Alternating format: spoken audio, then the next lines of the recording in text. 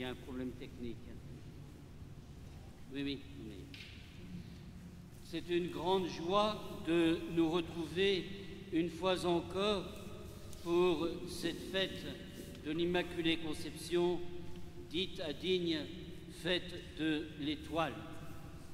Vous vous souvenez, je l'ai déjà rappelé souvent, en 1855, juste une année après la proclamation du dogme de l'Immaculée Conception, Monseigneur Mérieux a consacré le petit et le grand séminaire et la ville de Digne à la Vierge Marie. Il a confié donc notre ville et les deux œuvres les plus importantes du diocèse, le petit et le grand séminaire, il les a mis sous la protection de la Vierge Marie. Et aujourd'hui, c'est grande joie de nous retrouver dans des circonstances bien particulières.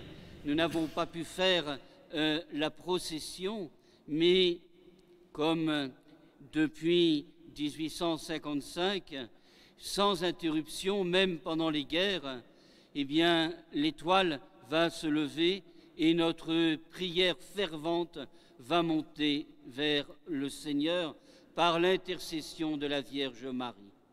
Merci, Monseigneur, d'avoir une fois encore bien voulu présider cette fête et ensemble, avec vous, sous votre conduite, prions le Seigneur.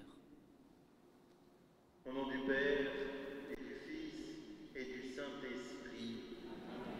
La paix soit avec vous. Alors, je me réjouis de célébrer en ce soir du 8 décembre avec vous ici à Digne, dans cette cathédrale Saint-Jérôme, dans la longue lignée de ceux qui nous ont précédés, comme l'a rappelé le Père Charles à l'instant, de prier notre Mère sous ce vocable de l'Immaculée Conception, la toute pure. Nous savons qu'au cœur de notre histoire, tout spécialement dans notre pays, au moment plus délicat ou au moment d'angoisse ou d'anxiété, tous ceux qui nous ont précédés n'ont pas manqué, tout spécialement ce 8 décembre, de tourner leur regard vers Marie et de l'implorer avec confiance, avec amour. Alors je vous invite ce soir à tous ensemble à lever notre regard vers Marie, notre maman du ciel, de lui confier toutes les intentions que nous portons, les intentions liées à cette pandémie que nous traversons, liées à la situation de notre pays, sans oublier les situations économiques, les situations délicates, les personnes qui souffrent, les personnes qui traversent des moments ô combien difficiles, tous ceux qui donnent de leur temps, que ce soit dans les hôpitaux, les médecins, mais aussi tous ceux qui donnent de leur temps pour rejoindre ceux qui traversent difficilement cette période et cette épreuve. Tournons-nous avec confiance vers notre maman du ciel et donnons-lui toutes ses intentions. Nous pouvons être sûrs que ce soir, comme tous les jours, elle nous prend sous ce manteau de mère, elle nous accompagne de sa prière de mère et elle écoute notre prière. Au début de cette célébration, comme à chaque Eucharistie, nous demandons humblement pardon de tout ce qui encombre notre cœur, tout ce qui nous éloigne de Dieu et de nos frères et sœurs en humanité. Humblement, nous nous reconnaissons pécheurs.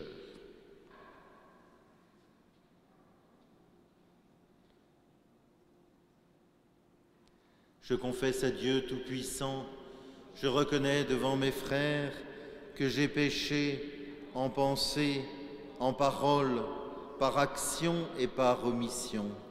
Oui, j'ai vraiment péché. C'est pourquoi je supplie la Vierge Marie, les anges et tous les saints, et vous aussi, mes frères, de prier pour moi le Seigneur notre Dieu. Que Dieu Tout-Puissant nous fasse miséricorde, qu'il nous pardonne nos péchés et nous conduise à la vie éternelle.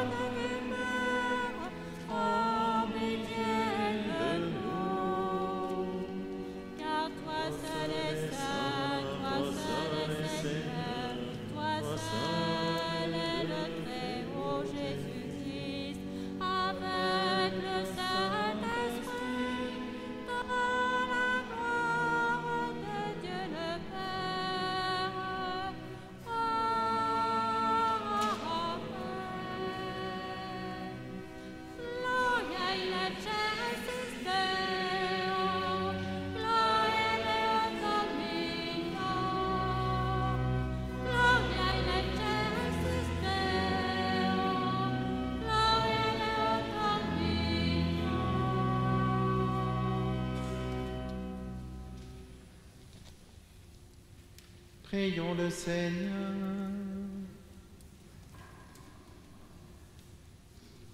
Seigneur, tu as préparé à ton Fils une demeure digne de lui par la conception immaculée de la Vierge Marie.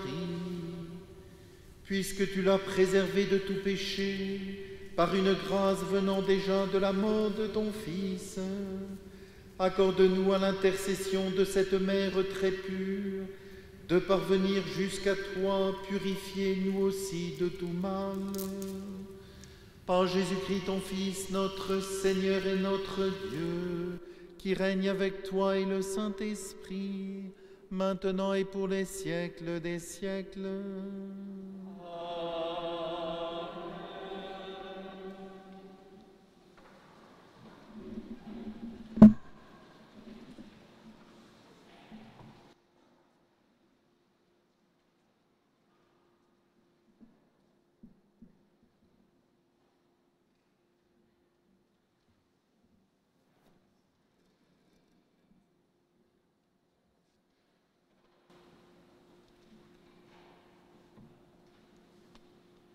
Lecture du livre de la Genèse.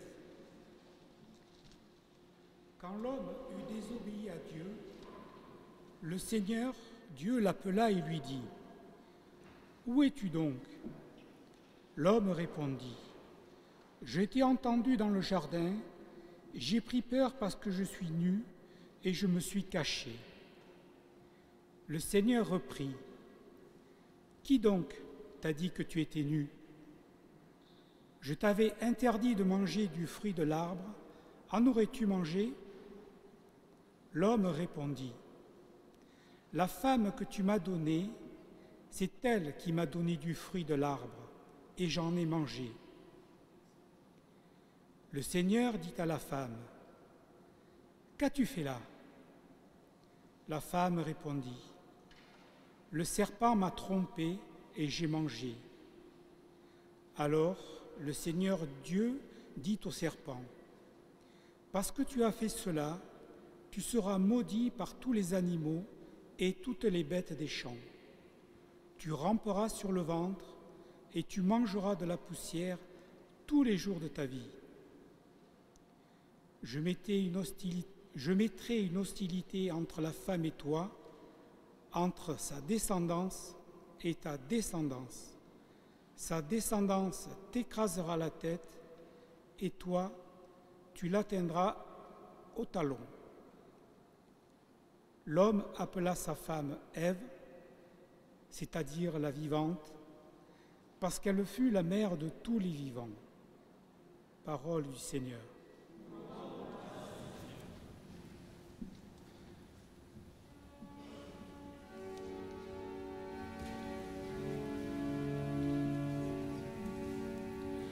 Chantez au Seigneur un chant nouveau, car il a fait des merveilles. Chantez au Seigneur un chant nouveau, car il a fait des merveilles. Chantez au Seigneur un chant nouveau, car il a fait des merveilles. Par son bras très saint, par sa main puissante, il s'est assuré la victoire.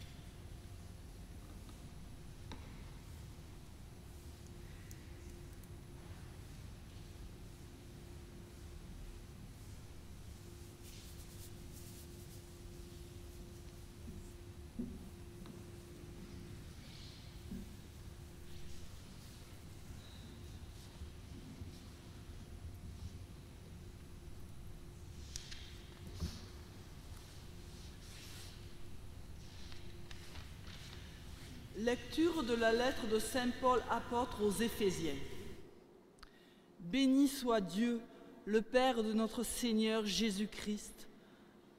Dans les cieux, il nous a comblés de sa bénédiction spirituelle en Jésus-Christ.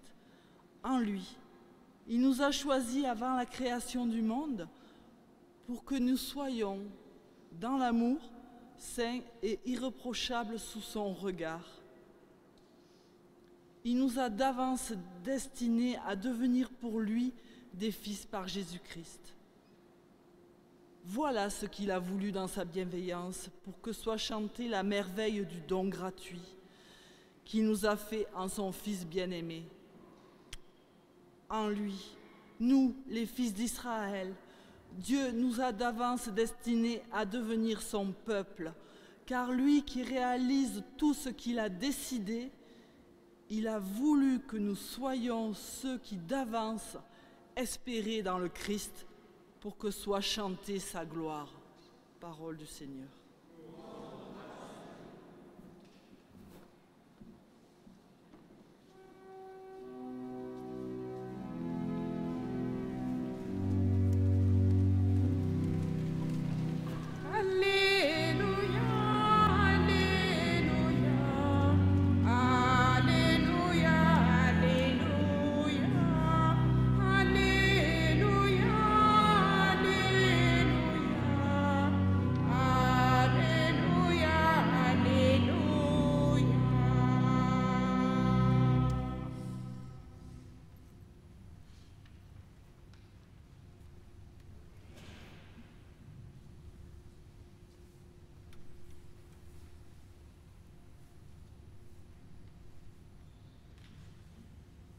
Béni soit le Seigneur, celui qui s'est penché sur son humble servante.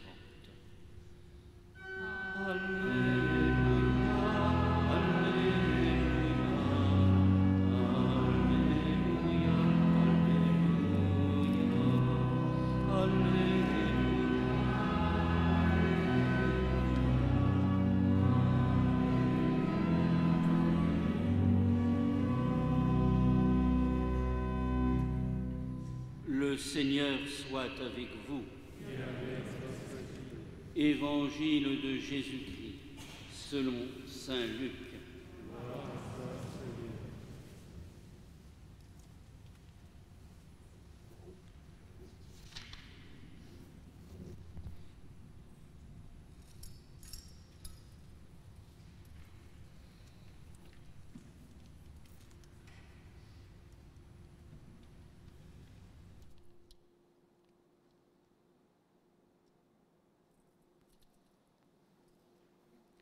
L'ange Gabriel fut envoyé par Dieu dans une ville de Nazareth, dans une ville de Galilée appelée Nazareth, à une jeune fille, accordée en mariage à un homme de la maison de David, appelé Joseph.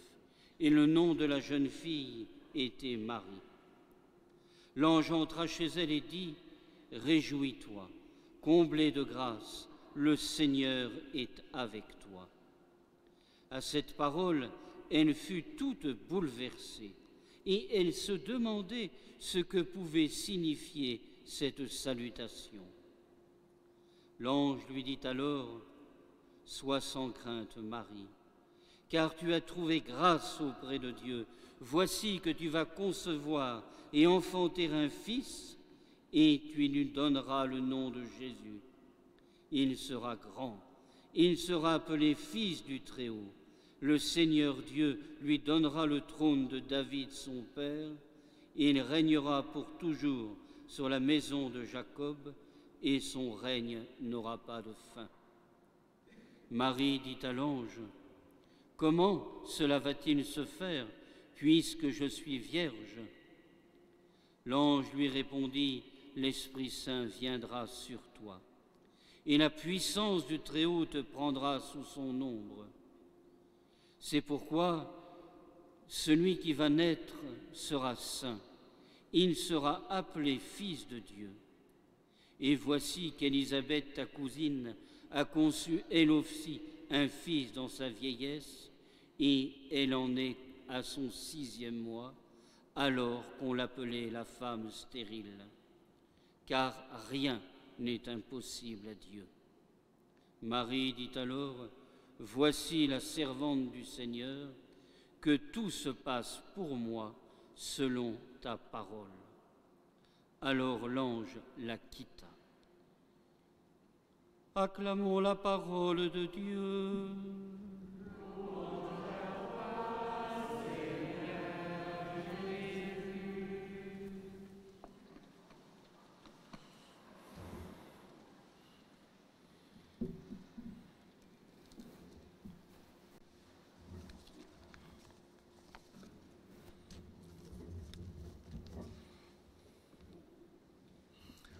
En ce jour où nous célébrons l'Immaculée Conception, l'Église nous donne ce si beau texte de l'Annonciation.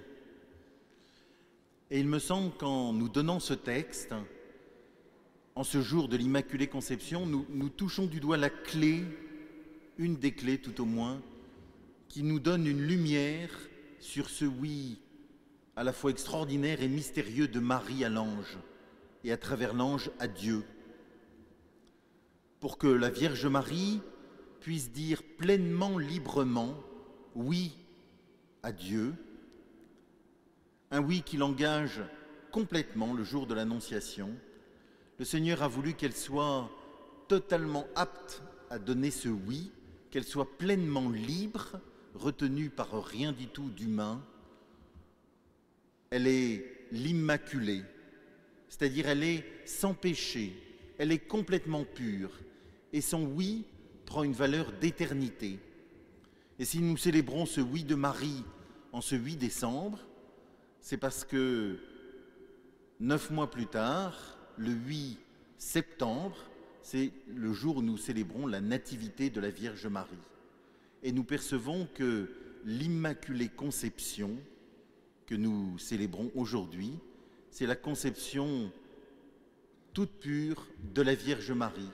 La Vierge Marie qui est sans péché, c'est la seule créature qui a été préservée du péché.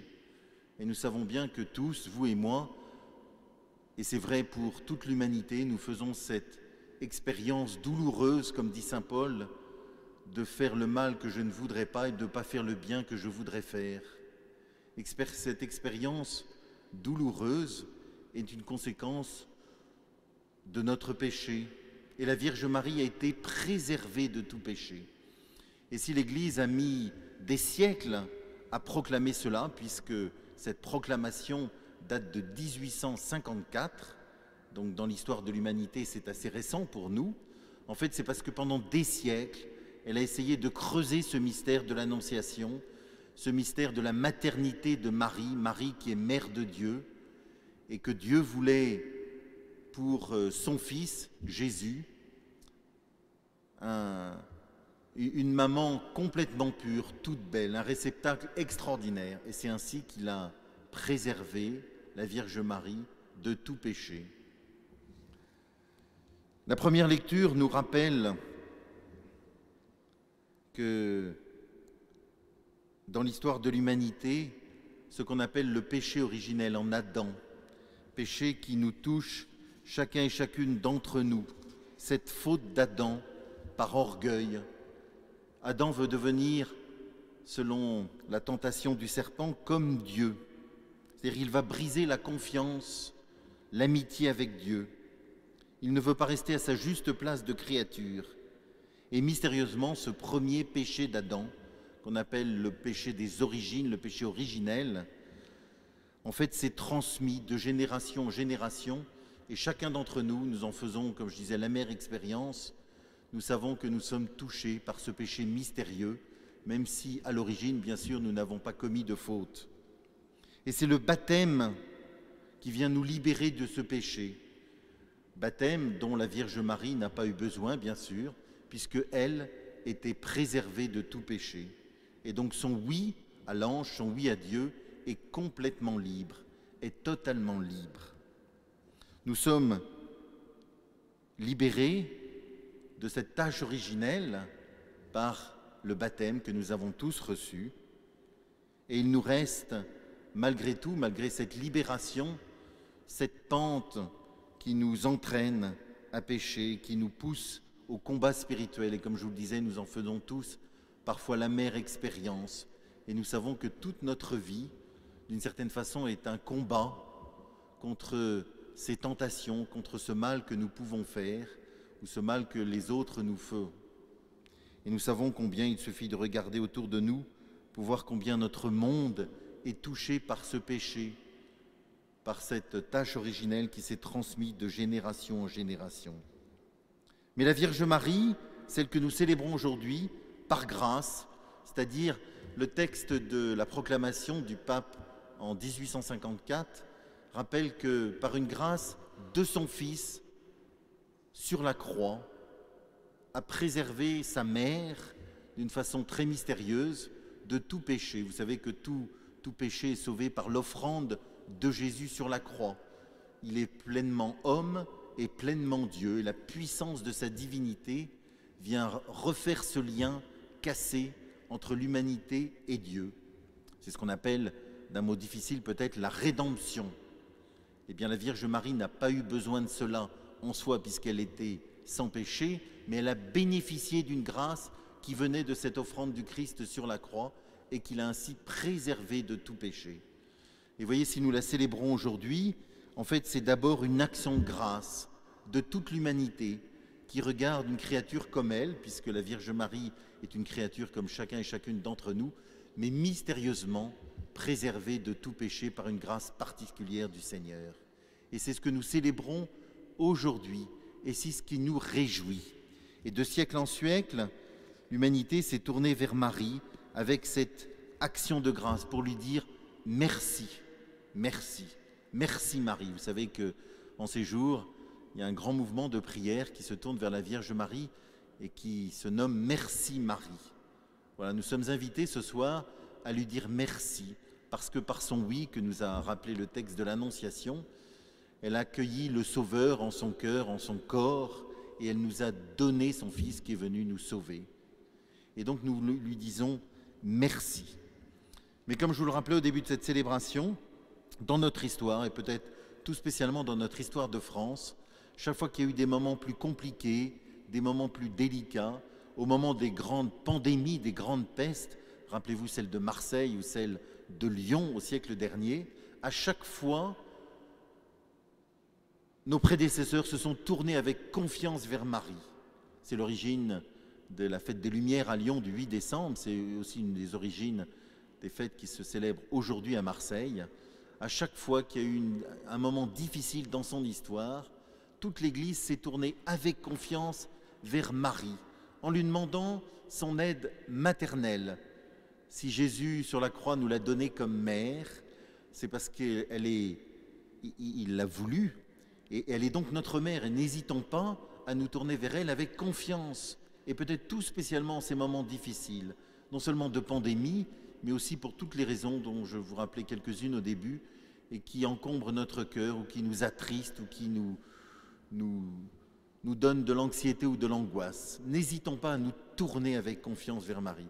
Et je vous invite vraiment ce jour à nous tourner. Et tout à l'heure, nous lèverons l'étoile. Et vous savez que Marie est souvent appelée étoile de la mer, comme une lumière qui éclaire le chemin, qui éclaire la route. N'hésitons pas à nous tourner vers elle avec confiance pour notre vie personnelle, pour notre vie familiale, pour notre vie intérieure, et aussi pour les raisons extérieures ou plus matérielles.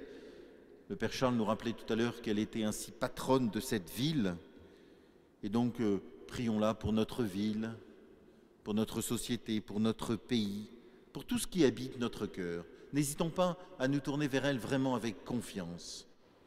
Je ne sais pas si vous savez, mais aujourd'hui, ça fait aussi 150 ans que Saint Joseph a été déclaré patron de l'Église par le même pape, le pape Pie IX.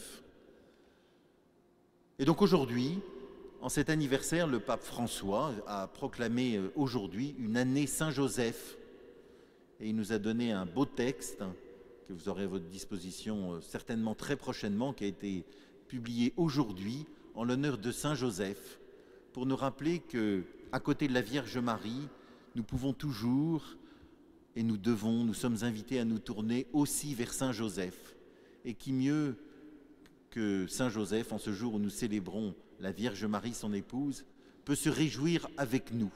Alors n'hésitons pas en ce jour à nous tourner, là aussi avec confiance, vers Saint Joseph, vers Notre-Dame, vers l'Immaculée Conception, pour leur confier tout ce qui habite notre cœur. Tout à l'heure, quand nous lèverons l'étoile après la petite procession que nous ferons à cause de la situation dans cette église, dans cette cathédrale, eh bien en regardant cette étoile qui se lève, c'est une étoile qui brille dans la nuit, peut-être dans les difficultés de ce temps, de cette époque, de ces jours. Regardons cette étoile, regardons la Vierge Marie. Et je voudrais terminer en vous lisant cet hymne qui s'appelle l'Alma Redemptoris Mater, qui est un hymne qui date du XIe siècle, que depuis le XIe siècle, l'Église chante tout spécialement en ce jour de l'Immaculée Conception, mais plus particulièrement aussi en ce temps de l'Avent. Que cette prière qui a habité le cœur de nos prédécesseurs pendant des siècles soit nôtre aujourd'hui. Et derrière toute cette longue foule de ceux qui nous sont précédés, qui sont venus ici dans cette église prier avant nous, et bien dans cet grand élan, nous nous tournions avec eux vers la Vierge Marie et nous puissions lui dire ensemble cette prière que je vous lis. Sainte Mère du Rédempteur, porte du ciel toujours ouverte, étoile de la mer, viens au secours du peuple qui tombe et qui cherche à se relever. Tu as enfanté, ô merveille, celui qui t'a créé, et tu demeures toujours vierge. Accueille le salut de l'ange Gabriel et prends pitié de nous pécheurs. Amen.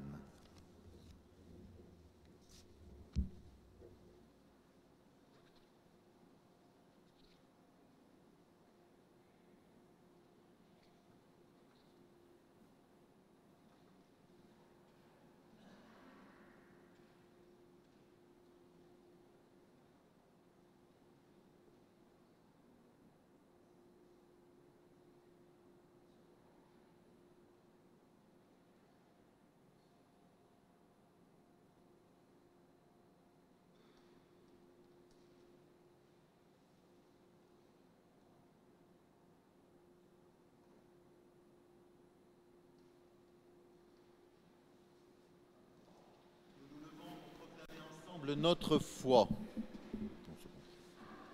Je crois en Dieu, le Père Tout-Puissant, Créateur du ciel et de la terre, et en Jésus-Christ, son Fils unique, notre Seigneur, qui a été conçu du Saint-Esprit, est né de la Vierge Marie, a souffert sous Ponce Pilate, a été crucifié, est mort et a été enseveli, est descendu aux enfers. Le troisième jour est ressuscité des morts, est monté aux cieux, est assis à la droite de Dieu, le Père Tout-Puissant, d'où il viendra juger les vivants et les morts. Je crois en l'Esprit Saint, à la Sainte Église catholique, à la communion des saints, à la rémission des péchés, à la résurrection de la chair, à la vie éternelle. Amen.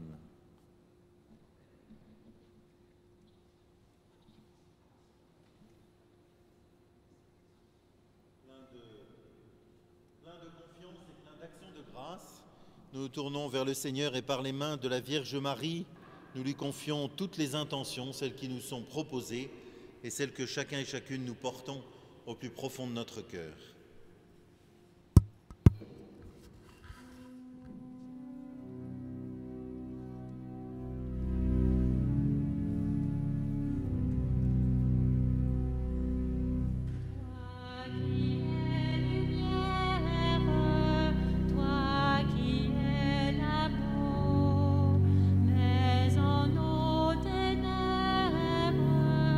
Ton esprit d'amour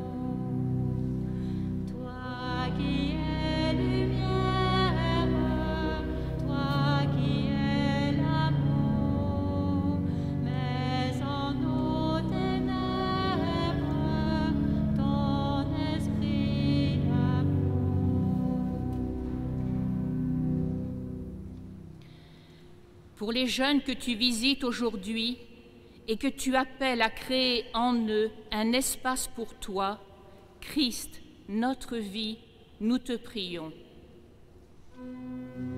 Toi qui es lumière, toi qui es l'amour, mets en nos ténèbres ton esprit d'amour. Pour les hommes et les femmes sans abri, pour les enfants de la rue, Christ, notre frère, nous te prions. Toi qui es lumière, toi qui es l'amour, mets en nos ténèbres ton esprit d'amour. Pour les membres des gouvernements, confrontés chaque jour à des décisions impactant la vie de leurs frères et sœurs en humanité, Christ, notre Roi, nous te prions. Toi qui es lumière, toi qui es l'amour, mets en nos ténèbres ton esprit d'amour. Pour les chrétiens, appelés à devenir pour le monde signe de ta présence et de ton amour, Christ, notre Sauveur, nous te prions.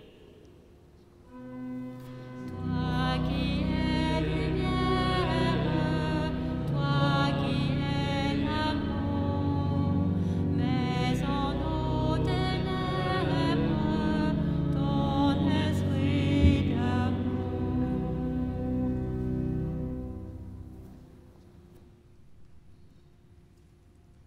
Seigneur Jésus, en ce jour où nous célébrons ta mère, écoute notre prière.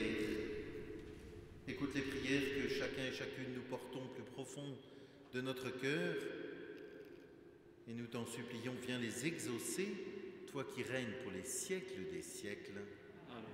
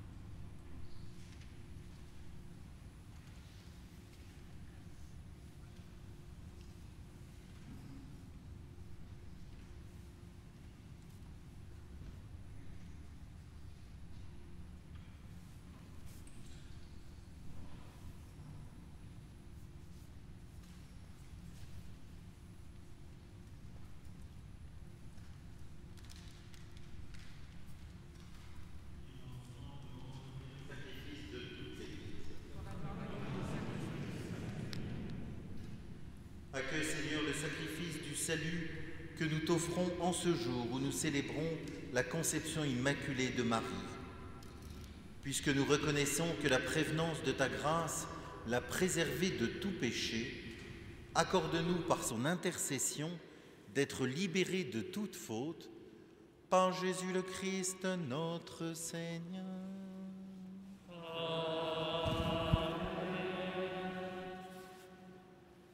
Le Seigneur soit avec vous. Élevons notre cœur. Nous le tournons vers le Seigneur. Rendons grâce au Seigneur notre Dieu.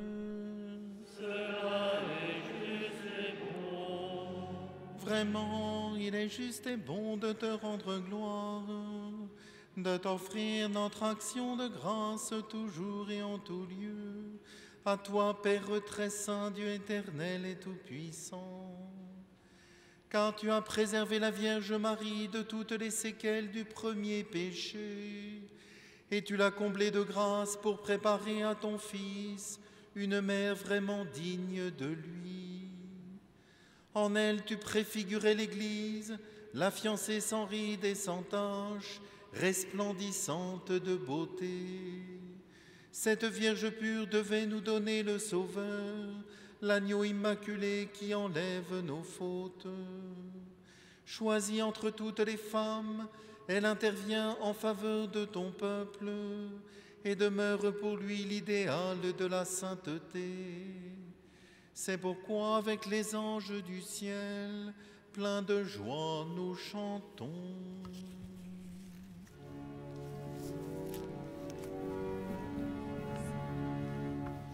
Sanctus, Sanctus, Sanctus, Deus Sabaoth.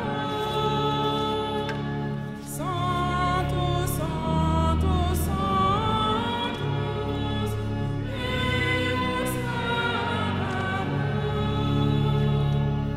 Benedicent in terra, gloria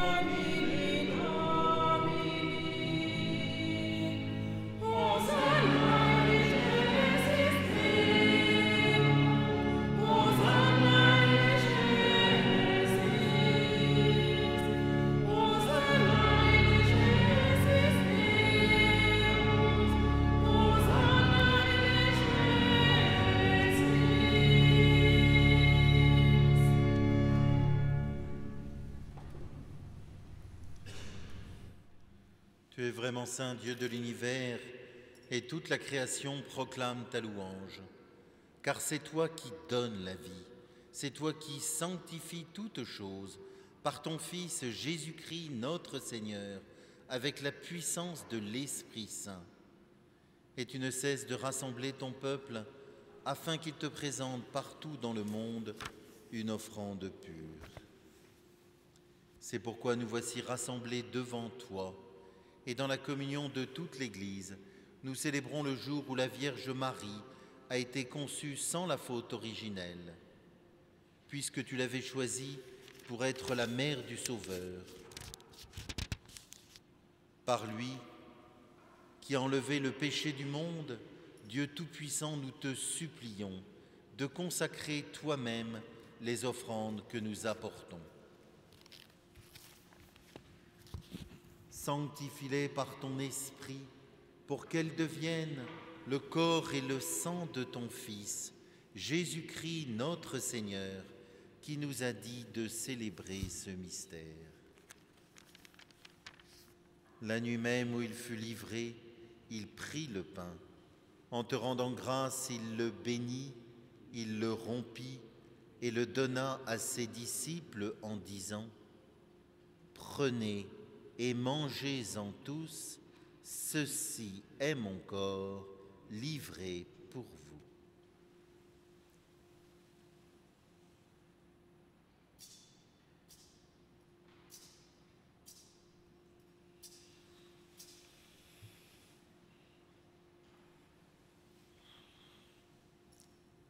De même, à la fin du repas, il prit la coupe.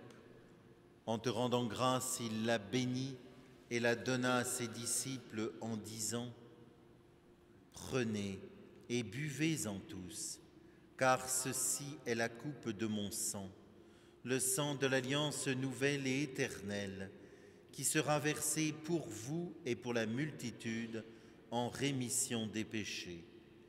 Vous ferez cela en mémoire de moi. »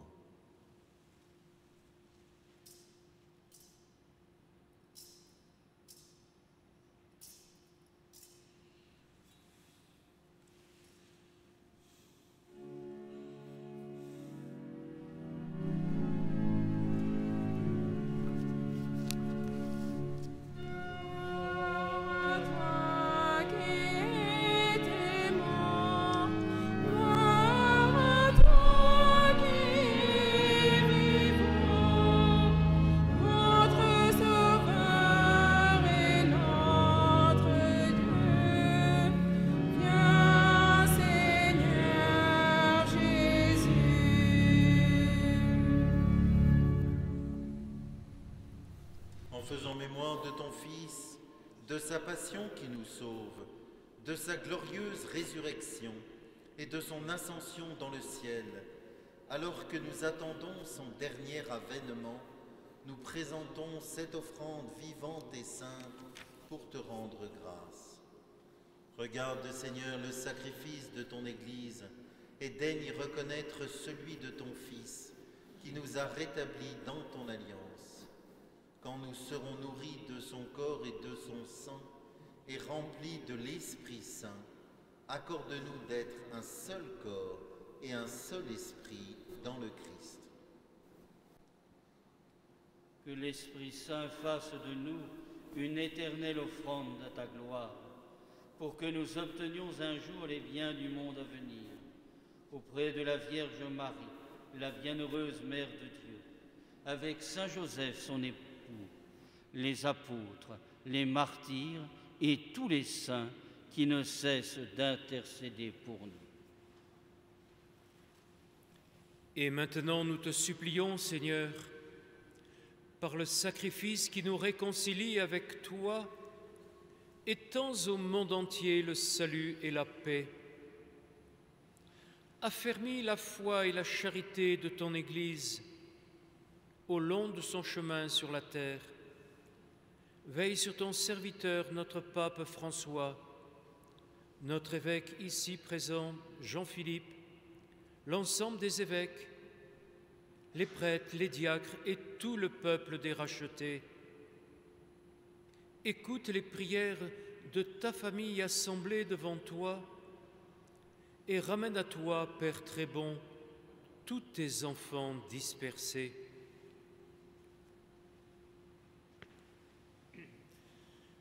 Pour nos frères défunts, pour les hommes qui ont quitté ce monde et dont tu connais la droiture, nous te prions.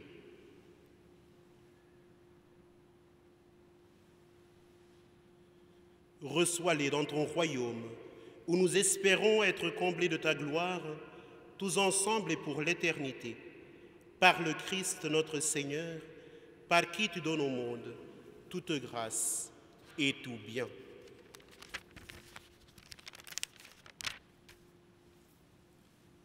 Par lui, avec lui et en lui, à toi, Dieu le Père Tout-Puissant, dans l'unité du Saint-Esprit, tout honneur et toute gloire, pour les siècles des siècles.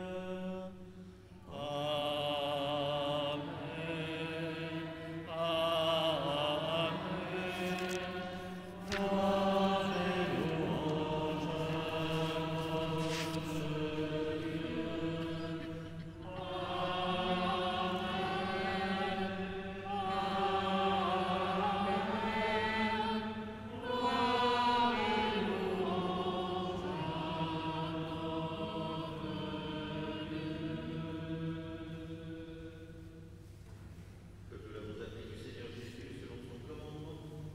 ensemble, nous osons dire: Notre Père, qui es aux cieux, que ton nom soit sanctifié, que ton règne vienne, que ta volonté soit faite sur la terre comme au ciel.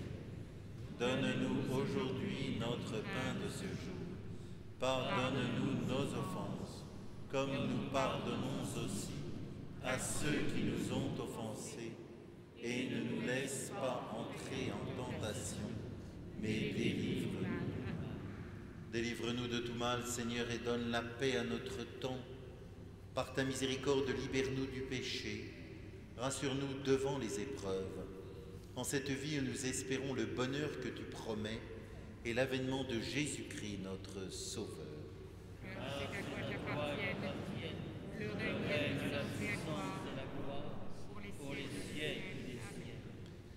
Seigneur Jésus-Christ, tu as dit à tes apôtres: je vous laisse la paix, je vous donne ma paix. Ne regarde pas nos péchés, mais la foi de ton Église. Pour que ta volonté s'accomplisse, donne-lui toujours cette paix et conduis-la vers l'unité parfaite, toi qui règnes pour les siècles des siècles. Amen. Que la paix du Seigneur soit toujours avec vous. Et avec votre esprit.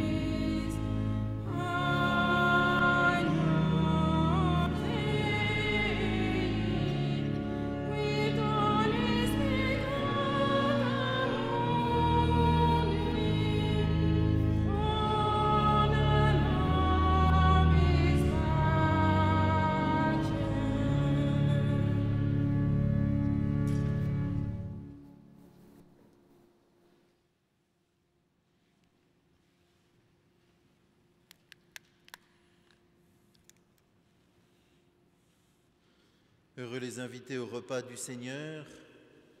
Voici l'agneau de Dieu qui enlève le péché du monde. Seigneur, je ne suis pas digne de te recevoir, mais dis seulement une parole, je serai guéri.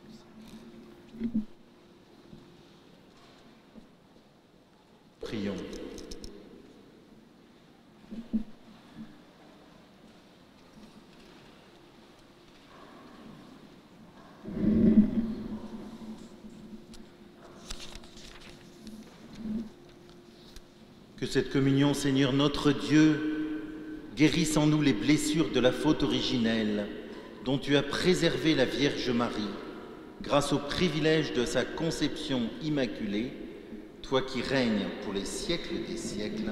Amen.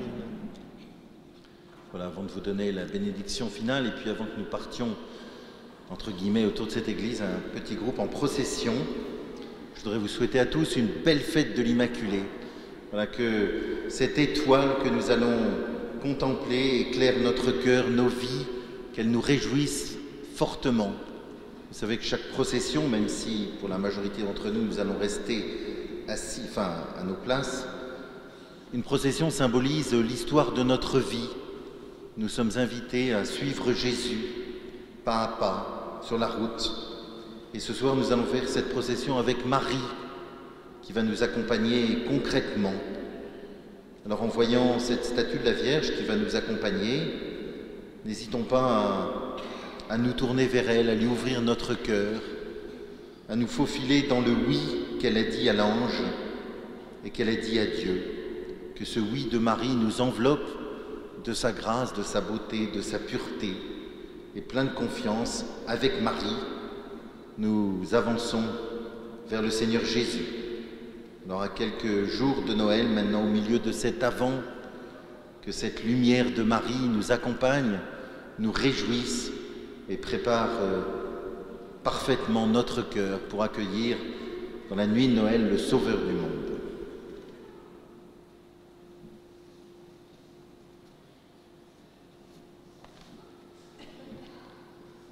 Le Seigneur soit avec vous.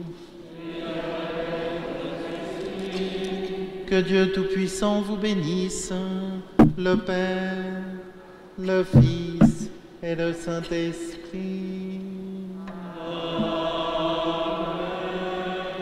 Allez dans la paix du Christ.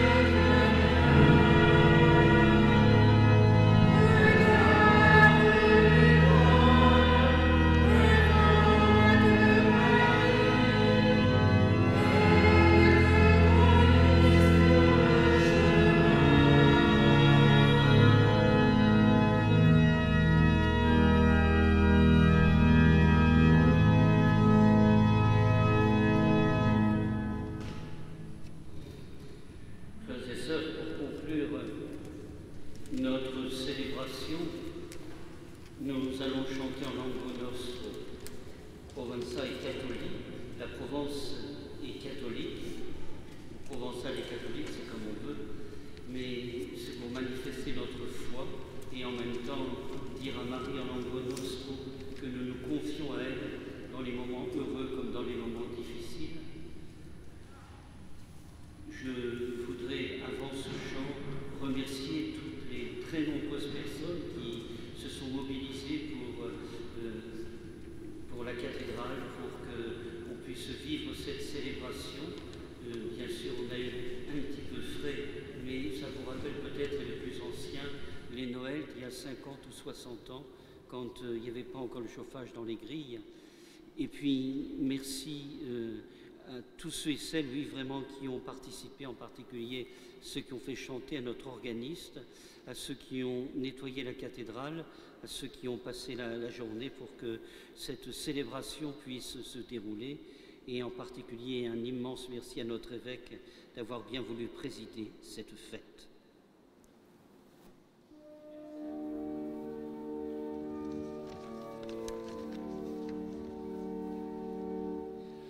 La Provenza te supplico, den son viene